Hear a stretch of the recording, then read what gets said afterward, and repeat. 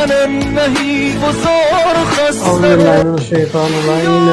بسم الله الرحمن الرحيم السلام علیکم ورحمۃ اللہ وبرکاتہ۔ معزز سامعین و ناظرین، جیسا کہ آپ کو معلوم ہے، ہم قرآن مجید کے آخری سپارے کی صورتوں کا تعارف کرا رہے ہیں۔ آج ہم انشاءاللہ سورہ تکاثر، جو کہ قرآن مجید کی موجودہ ترتیب کے حوالے سے 102 نمبر پر ہے اور نزولی ترتیب کے حوالے سے یہ سورہ 16 نمبر پر ہے۔ یہ سورہ 8 آیات پر مشتمل ہے اور اس سورت کا نام اس کی پہلی آیت کی وجہ سے سورہ تکاثر پایا۔ سورہ تکاثر کی فضیلت جو ہے میں اس کا مختصر تعارف کرا کے بیان کروں گا۔ سورہ تکاثر میں خداوند متعال نے ان لوگوں کو اشارہ دیا ہے، ان لوگوں کا جو لوگ پہلے زمانے میں قریش کے لوگ یا قریش کے وہ قبیلے جو فخر کرتے تھے اپنے مال پر اور اپنی افرادی قوت پر، یعنی مالی قوت پر یا افرادی قوت پر جو فخر کرتے تھے اور اپنے آپ کو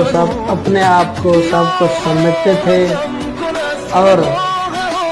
لوگ حتیٰ کہ اس زمانے والے لوگ وہ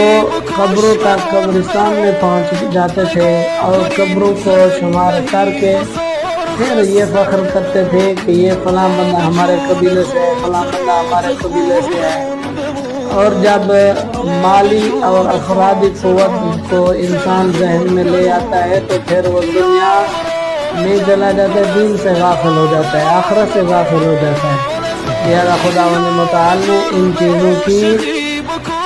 مذمت کی ہے کہ غفلت ان چیزوں سے آتی ہے۔ اور ٹھیک ہے، یعنی کہ مال ایک ضرورت کی شے ہے اور طاقت انسان کی اپنی یہ بھی ضرورت کی شے ہے، لیکن انسان اتنا ان چیزوں کو یاد نہ کرے کہ اللہ سے غافل ہو جائے، دین محمد مصطفیٰ، شریعت محمد مصطفیٰ، دین خدا سے انسان غافل ہو جائے۔ لہذا خداوند متعال نے ان چیزوں کی مذمت کی ہے کہ فخر نہیں کرنا چاہیے، مالی طاقت پر بھی اور افرادی طاقت پر بھی۔ پھر اس کی جو آخری آیت ہے اس میں شیعہ مفسرین جو ہیں وہ یہ لکھتے ہیں کہ اللہ نے جو نعمت دی ہے اس کا قیامت والے دن سوال پوچھا جائے گا۔ اور اس صورت میں خداوند متعال نے جہنم کا بھی ذکر کیا ہے اور یہ بھی ذکر کیا ہے کہ جو لوگ جنت پر اور روز محشر پر یقین نہیں رکھتے، جہنم کی سزا پر یقین نہیں رکھتے، تو وہ عین الیقین یعنی کہ آنکھوں سے دیکھ لیں گے، یقین کر لیں گے، ان کو خود یقین ہو جائے گا۔ اور جو اس کی آخری آیت ہے، شیعہ مفسرین کہتے ہیں اللہ نے جو نعمتیں دی ہیں اس کے بارے میں پوچھا جائے گا روز محشر والے دن، بالخصوص محبت اہل بیت، ولایت اہل بیت، مودت اہل بیت ایک بہت بڑی نعمت ہے، ہم سے اس کا بھی روز محشر سوال کیا جائے گا۔ اور کچھ لوگ تو کہتے ہیں جو باقی مفسرین ہیں دوسرے فقہ والے، وہ کہتے ہیں کہ اولاد کے بارے میں پوچھا جائے گا، مال کے بارے میں پوچھا جائے گا، دولت کے بارے میں پوچھا جائے گا، لیکن جو شیعہ مفسرین ہیں وہ کہتے ہیں سب سے بڑی نعمت محبت اہل بیت، ولایت اہل بیت، مودت اہل بیت ہے، اس کا سوال کیا جائے گا روز محشر۔ عزیزان محترم، اس سورت کو پڑھنے کا جو فائدہ ہے وہ یہ ہے کہ حضرت رسول خدا ارشاد فرماتے ہیں جو اس کی تلاوت کرتا ہے